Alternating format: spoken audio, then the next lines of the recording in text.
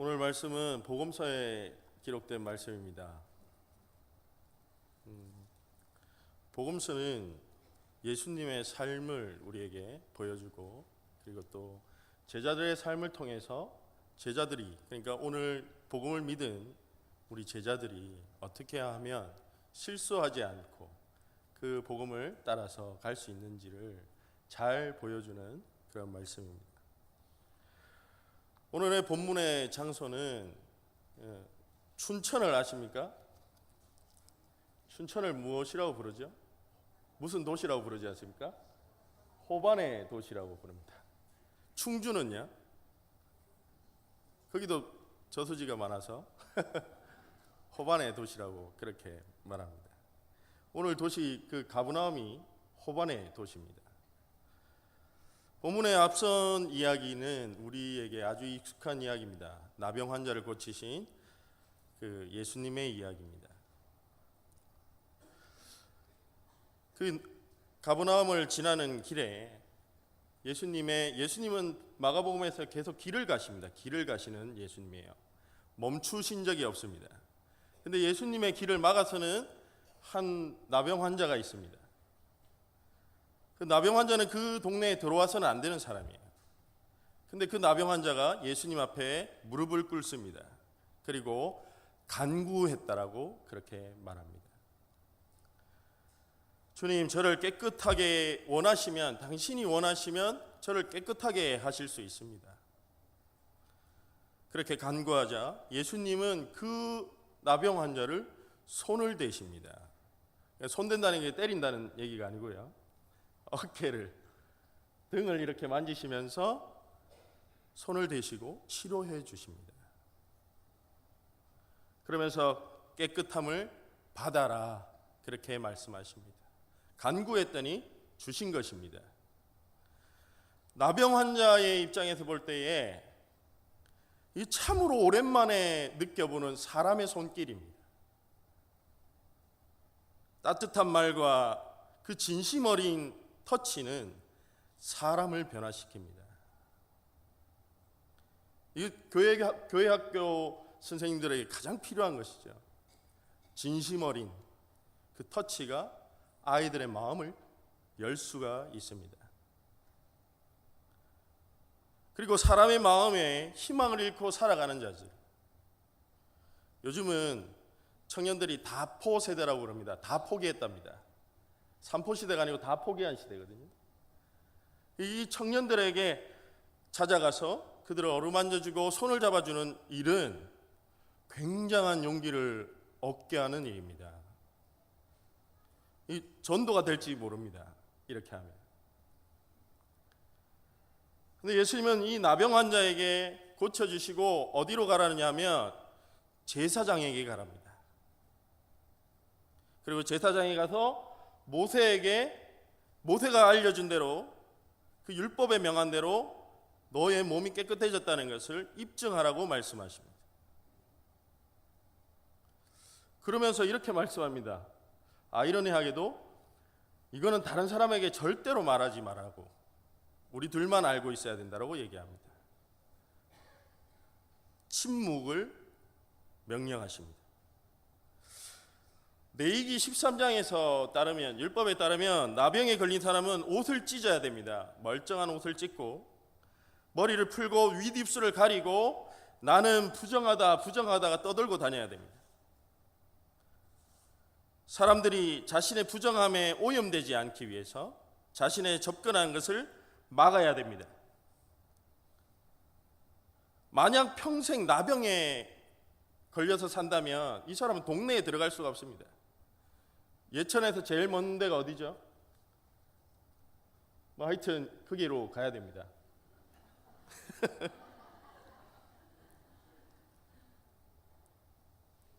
나병이 고쳐지지 않는다면 일평생 이스라엘 밖에서 살아야 됩니다. 근데 오늘 나병 환자는 이스라엘 진영 안에 들어오게 됩니다. 이 놀라운, 그냥 파괴한 겁니다.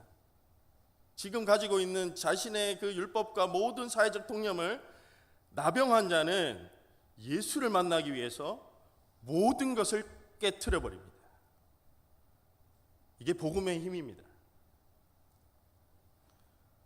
나병 환자가 마을에 들어왔다는 사실, 그 사람을 예수가 손댔다는 것, 이거 둘 다 심각한 위반 행위입니다. 나병 환자를 만났다는 사실은, 만졌다는 사실은 예수님도 그 나병 환자의 부정함을 넘겨받았다는 이야기가 됩니다. 아이들 장난도 아니고 이 부정함이 옮겨간다라고 생각했습니다. 이 사건의 속뜻은 이렇습니다. 예수께서 부정함을 그분의 사랑과 용서로 덮어버리고 사회적 통념과 제도의 벽을 넘어서 자신의 손으로 그것을 걷어내시고 하나님 나라의 길을 열어가고 계시다는 것을 보여주고 계신 것입니다. 마가복음 1장 14절과 15절, 회개하라 천하님 나라가 가까이 왔다고 그렇게 말씀하지 않습니까? 그 하나님 나라가 왔다는 것을 손수 걷어내고 계신 것입니다. 하나님 나라가 왔으니 어둠은 물러가게 됩니다. 예수님은 하나님 나라가 임한 사건을 그 경험한 나환자에게 침묵을 명령했지만 이분은 그의 지방방송입니다. 계속해서 떠들고 다닙니다. 침묵할 수가 없습니다. 왜냐하면 그 이야기는 자신의 이야기이기 때문에 그렇습니다. 그러니까 하나님의 이야기이기도 하지만 자신의 이야기이기 때문에 멈출 수가 없습니다. 이 이야기는. 예천교회 자랑하지 말라고 하면 자랑 안 하시겠습니까? 예천교회를 자랑하지 말라고 해도 자랑하게 돼 있습니다. 안 그러신 것 같습니다.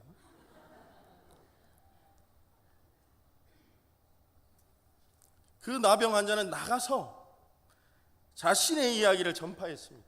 자신의 이야기입니다. 이 복음은 하나님 예수님을 만났다는 이야기는 먼 나라 이웃의 예수님의 이야기가 아니라 자신의 이야기이기 때문에 말할 수 있는 겁니다. 복음은 우리의 이야기가 되어야 합니다. 그 사건에서 입을 막을 수 있는 사람은 아무도 없다는 이야기입니다. 그가 가장 먼저 만난 사람은 자신의 정결함을 입증해 줘야 할 제사장이었습니다. 당시 부정한 자의 정결은 성전에서 피 흘림의 제사를 통해서만 깨끗해진다고 믿었습니다. 그 정결 제사를 맡아 행하는 자들이 제사장입니다. 그러나 나병 환자는 일평생 부정함으로 살아야 하기 때문에 성전에 갈 수가 없습니다. 이방인의 뜰에조차도 갈 수가 없는 신세입니다. 그는 이스라엘 백성에서 철저하게 제외된 자입니다. 근데 오늘 그 사람은 예수를 찾아왔습니다. 그리고 부정함을 그분에게 넘겨줌으로 깨끗하게 되고 약속의 백성이 다시 되었습니다.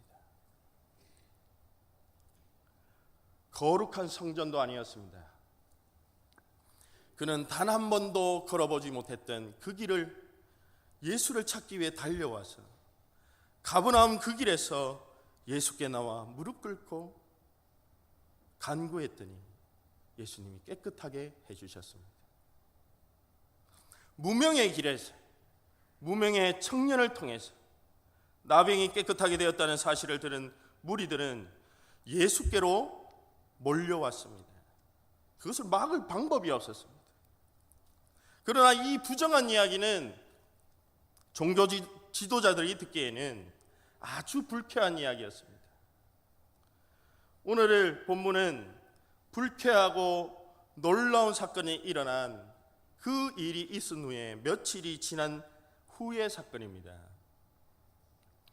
나병 환자는 깨끗하게 되었습니다. 그 부정함은 이제 예수님이 짊어지게 된 것입니다. 근데 그 예수님이 며칠 후에 다시 가버나움에 들어온 것입니다. 부정한 사람이 가버나움에 다시 들어온 것이죠. 당시의 집에 대한 사람들의 이해는 이렇습니다.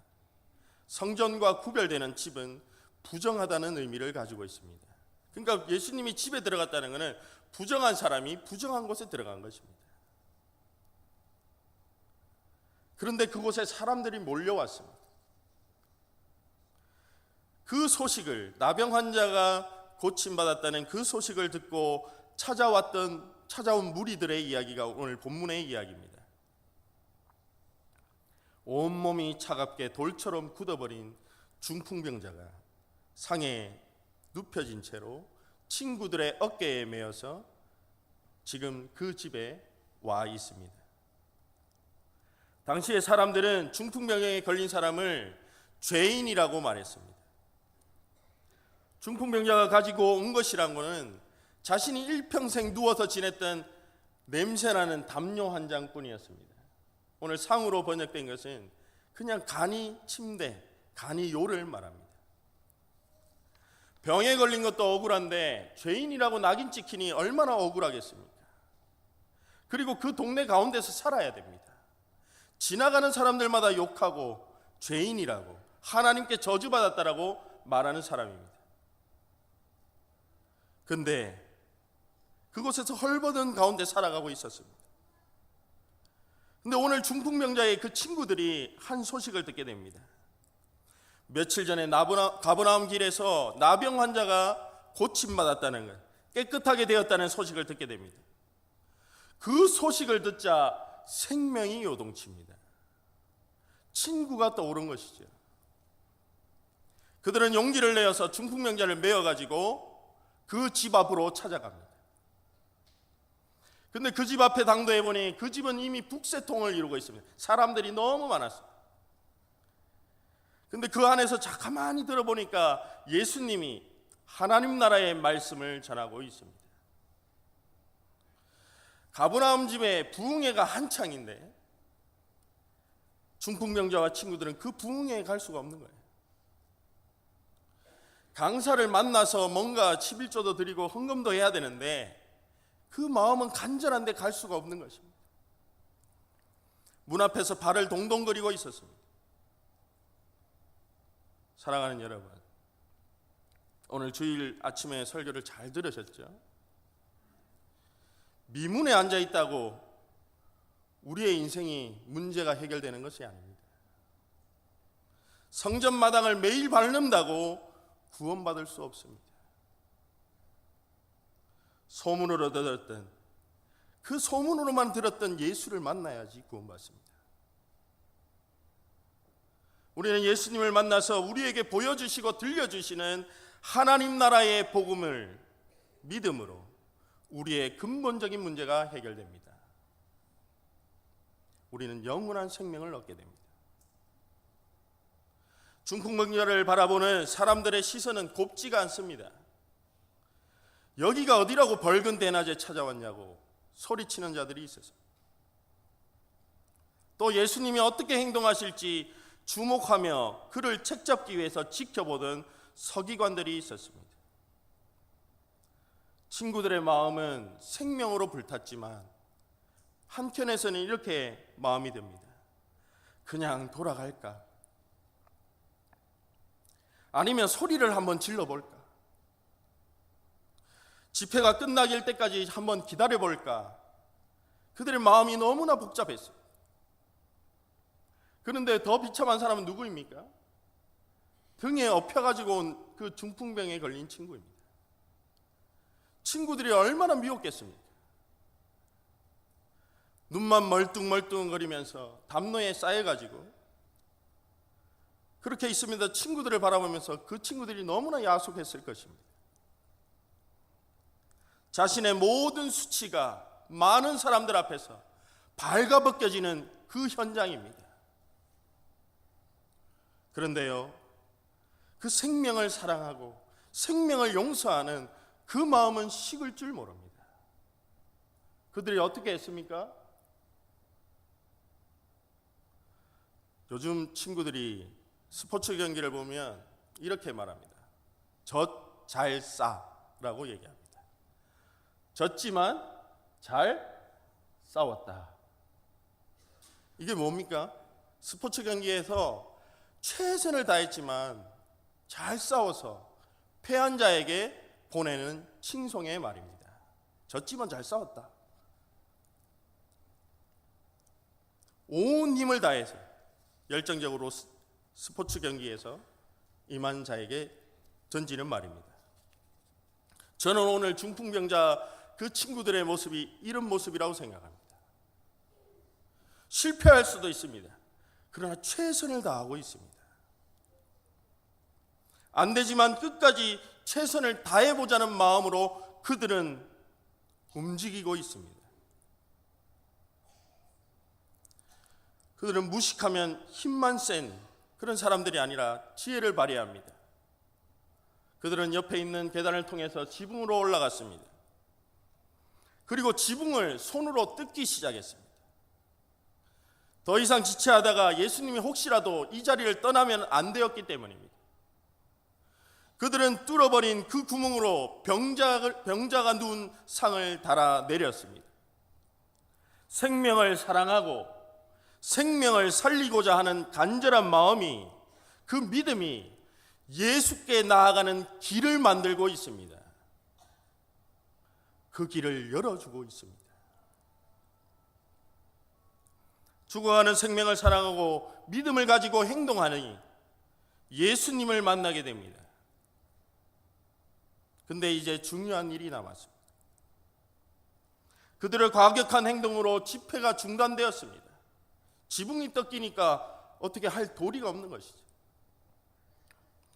병에 걸려서 죄인으로 낙인 찍혀 일평생 수치스럽게 살던 자가 이제 주님 앞에 서서 모든 사람의 주목을 받게 됩니다.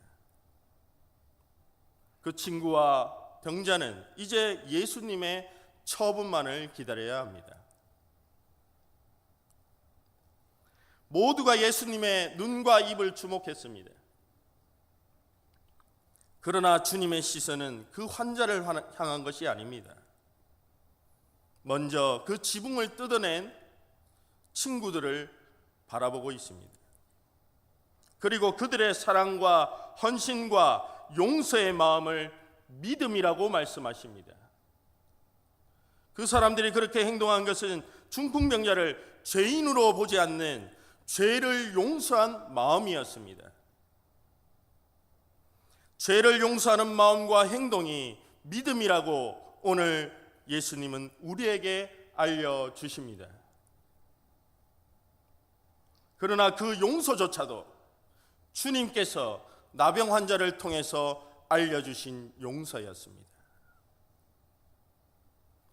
복된 소문을 들으니 용서할 수 있게 됩니다. 예수의 소문을 들으니 용서가 일어나게 됩니다. 이제 예수님은 중풍병자에게 말씀하십니다. 작은 자야, 아주 친근하게 부릅니다. 저같이 이렇게 못되게 부르는 것이 아니라 작은 자야, 아이야 이렇게 부르고 있습니다. 제가 워낙 무뚝뚝해서 친근한 목소리로 부르고 계신 것이죠. 그리고 내 죄사함을 받았다라고 얘기합니다. 내 죄사함을 받았느니라. 이 용서의 말씀을 듣게 됩니다. 얼마나 감격했을까요? 맨날 죄인이라는 소리만 듣다가 넌 죄인이 아니야 라고 말해줄 때 얼마나 힘이 날까요? 그 말 한마디에 모든 병이 낫는 것 같습니다. 병자는 자신을 용서하시고 죄를 치료하시는 예수님을 인격적으로 만나게 됩니다. 내가 용서해 줄게. 이 말이 예수를 인격적으로 만나는 순간입니다. 그는 친구들에게 엎혀서 나온 일밖에 한 게 없습니다. 너무나도 보잘것없는 믿음으로 나와 있습니다. 그런데 가장 큰 은혜를 받는 사람이 됩니다. 빚진 게 많은 사람이 가장 큰 은혜를 받는 것입니다. 겨자씨만한 작은 믿음을 태산만한 은혜로 예수님은 갚아주십니다. 예수님의 온화한 부르심을 통해서 이분이 참으로 나를 용서하는 분이구나, 나를 치료하는 분이구나, 그렇게 깨닫는 순간입니다. 오늘 우리도 그 예수님을 인격적으로 만날 수 있습니다. 오늘 말씀 가운데서 나병을 깨끗하게 하고 중풍병자를 용서하셨다는 그 소문을 듣고 믿음으로 나아오는 자는 말씀으로 우리를 온화하게 부르시는 용서하시는 예수님을 만날 수 있습니다. 모든 사람이 보는 앞에서 예수님은 중풍병자에게 귓속말로 말하신 게 아닙니다. 큰 소리로 말하십니다. 당신께서 얼마만큼 그를 좋아하는지, 얼마만큼 그를 사랑하는지 가슴 벅차올라 감당할 수 없는 용서의 말씀을 많은 사람 앞에서 해주시는 것입니다. 가늠하다 잡혀온 여인에게 땅에 지워지지 않는 말씀으로 그 써주신 그 예수님을, 그 사랑을 오늘 이 환자를 통해서 우리는 만나게 되는 것입니다. 이것이 바로 예수님이 이 땅에 그려내시는 하나님의 나라입니다. 우리는 말씀에서 하나님의 나라를 맛보게 됩니다. 그때 한 마음의 소리가 들립니다. 그 소리는 예수를 정죄하는 목소리였습니다. 어찌 이렇게 말하는가? 신성모독이다. 오직 하나님 한 분 외에 누가 능히 죄를 사하겠느냐? 예수님은 곧 그들의 마음의 중심을 꿰뚫어 보십니다. 그리고 그들에게 이렇게 말합니다. 어찌하여 이것을 마음에 생각하느냐? 서기관들의 마음을 꾸짖고 있습니다. 주님은 그들에게 다시 질문합니다. 내 죄사함을 받았느니라 하는 말과 일어나 내 상을 가지고 걸어가라 하는 말 중에 어느 것이 더 쉽겠느냐? 여러분, 어느 것이 더 쉬워 보이십니까? 상 들고 가라는 게 쉬워 보이는 것 같지만 가만히 들여다보면 말하는 게 더 쉽지 않습니까? 지금 중풍병자가 자신의 상을 들고 가면 예수님의 인기는 올라가게 되어 있습니다. 그러나 죄사함을 만약에 거기에서 선언해버리면 신성모독의 죄를 범하게 되는 것입니다. 죽어야 되는 것이죠. 예수님은 율법학자이면서 당대 최고의 지성을 가진 그 무리들 앞에서 그들은 예수님을 어떻게든 책잡으려고 주목하고 있는 상황이거든요. 그런데 그 상황 가운데서 예수님은 죄사함을 큰 소리로 말하고 계신 것입니다. 예수님은 사회의 그 지도자들과 종교 지도자들과 그들과 갈등을 피하지 않습니다. 자신이 십자가 죽음으로 내몰리면서까지 죄사함과 용서의 말을 먼저 선택하셨습니다. 왜 예수님은 많은 사람들 앞에서 특히나 자신을 죽일 수 있는 종교 지도자들 앞에서 신성모독에 해당하는 죄를 공공연하게 범하고 계신 것일까요? 그 이유는 단 하나입니다. 죄를 용서하는 일이 하나님의 나라가 이 땅에 임하게 하는 유일한 일이기 때문입니다. 사람의 근본적인 문제는 죄입니다. 질병과 죽음은 죄의 결과물입니다. 그것을 고치는 유일한 방법은 예수님의 죄사함의 용서뿐입니다. 그러므로 사랑과 용서는 하나님에 속한 하나님 나라의 일입니다.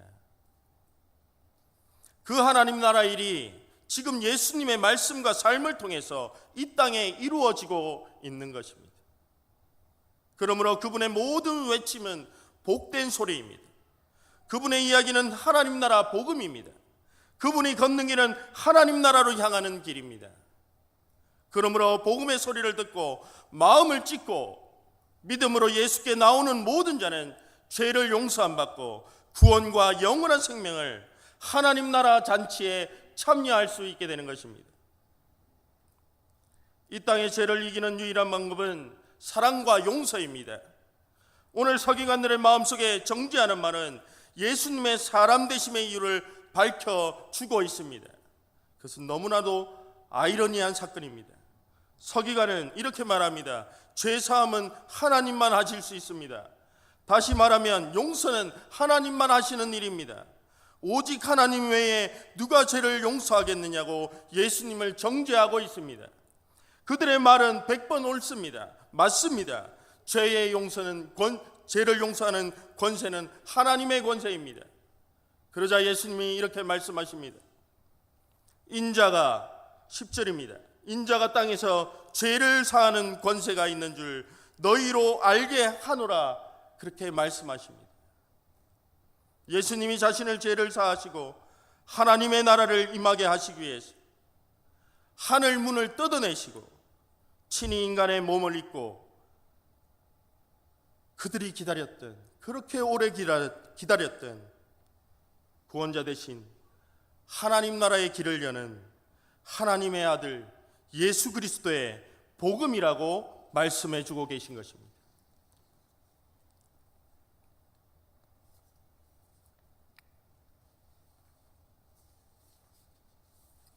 오늘 사건을 중심으로 그 시작된 서기관들의 미움과 갈등은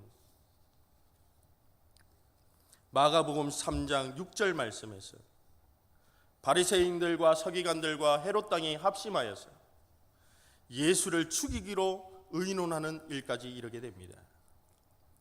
그리고 결국 마가복음 14장 64절에서 대제사장은 신성모독이라는 그 죄명으로 예수를 죽음에 내몰아갑니다. 예수를 죽이는 증거로 삼습니다. 우리가 보기에는 너무나 작은 일이지만, 아무것도 아닌 일이 같지만, 예수님은 중풍병자와 나병 환자를 고치시면서 그 죽음의 길로 들어가고 있는 것입니다. 서기관들의 모습을 한번 보십시오. 그들은 말씀을 맡은 자였습니다. 누구보다도 더욱더 생명을 사랑해야 하는 사람입니다. 그리고 용서를 실천해야 합니다. 그들은 성전을 맡은 자들이었습니다. 그들은 성전과 율법을 그러나 그들의 소유물로 삼았습니다. 그리고 하나님의 자리에 서서 성전과 말씀을 자신의 권력의 수단으로 삼았습니다. 서기관들은 하나님께로 가는 문 앞을 막아선 자들이었습니다. 우리 모두는 죄를 용서하시고 구원을 베푸시는 예수님을 만나는 길을 활짝 열어주는 교회와 성도들이 되기를 원합니다. 그 길은 생명을 사랑하고 먼저 용서하는 자에게, 그 용서를 베푸는 자에게만 보여지는 길입니다.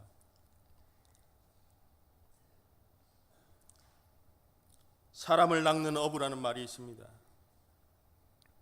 옛날에 어부들은 고기를 깨어가지고 등에 얽혀 메고 왔다고 합니다.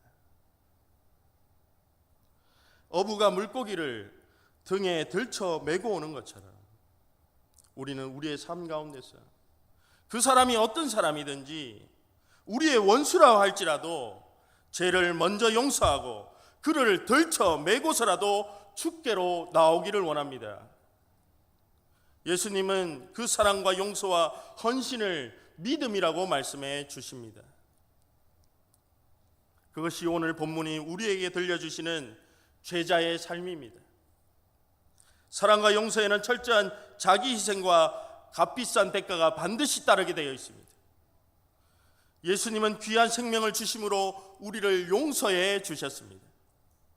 오늘 주님의 몸된 교회 안에 사랑과 용서가 일어나기를 원합니다. 그것은 하나님 나라의 일이며 예수님이 꿈꾸던 일이었습니다.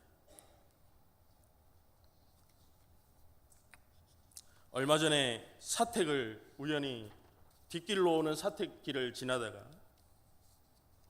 그 들어다 보면 장독대가 있습니다. 그 콘크리트로 네모나게 만든 장독대가 있습니다. 그 콘크리트 바닥 틈새로 민들레 한 쌍이 피어 있습니다. 아주 노랗게 보신 분들이 있을 겁니다. 아무런 생명력도 기대할 수 없었던 그 콘크리트 벽 틈새로 싹이 나고 꽃이 피었다는 그 놀라운 생명력을 보게 됩니다. 그 모습이 놀라웠습니다.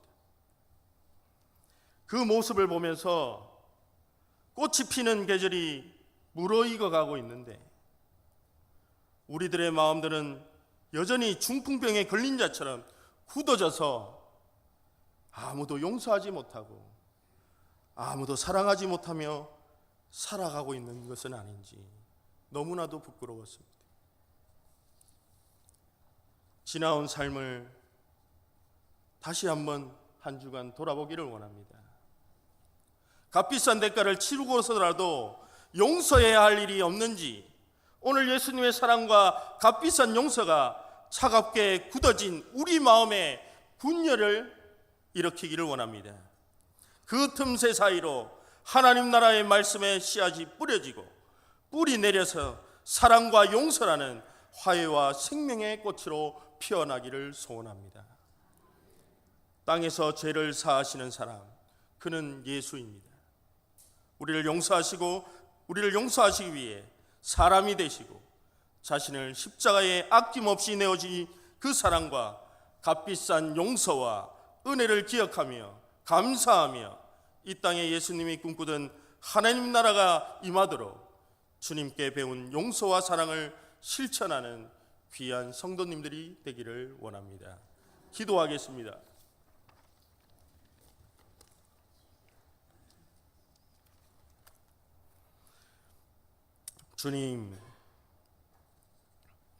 주님께서 이 땅에 오셔서 우리에게 용서가 무엇인지 알려주시고 자신을 들여서 자신의 목숨을 내어주심으로 그 일을, 하나님 나라의 일을 완성하게 됨을 보게 됩니다. 아버지 하나님, 우리가 예수님을 보기 원합니다.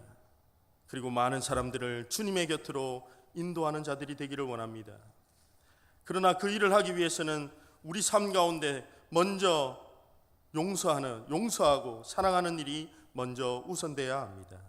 그것이 하나님 나라의 일이라고 우리에게 알려주십니다. 아버지 하나님, 그 일을 잘 감당하는 귀한 주님의 성도들, 교회가 되게 하여 주시옵소서. 도와주시옵소서. 감사드립니다. 예수님의 이름으로 기도드리옵나이다. 아멘.